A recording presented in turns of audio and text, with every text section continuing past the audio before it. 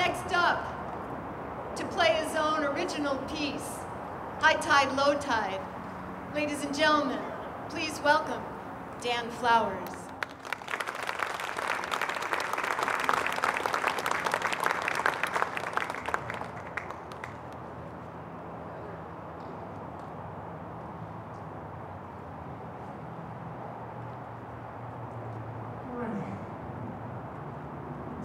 Amazing stories people have, and it just goes to show where humanity is.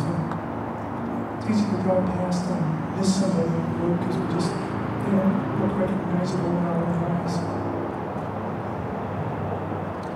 Well, this song I wrote came about a few months ago when I was carrying my acoustic guitar and I was down on the beach and just playing, just sort of improvising whatever came into my mind. And I was out there for who knows how long, and all of a sudden I realized that the tide was no longer way out there, it was right here. And I turned around to step off the beach and realized there wasn't much beach left, and I kind of found myself in a tight spot. Well, later on, as I worked on the music after I got home, I played a little bit more, and I suddenly realized that that experience I had kind of represented, kind of reflected different aspects of my own life, and I'm no different than anybody else. And when I thought about it, the way the tides are, they kind of reflect our lives on any given day. Tide can rise and lift you up to places you could never imagine being. And just as quickly the tide goes out and you find yourself standing on the sand, and then the last of the water pulls away and you find yourself being pulled down almost as if it's quicksand. And you ask yourself, well, how did I get here? I had no idea this was going to happen. And just at the last moment of panic, the tide comes back in, lifts you back up and takes you back to even higher places. Well, that could only last for a while sometimes. Now you find yourself back in the sand again.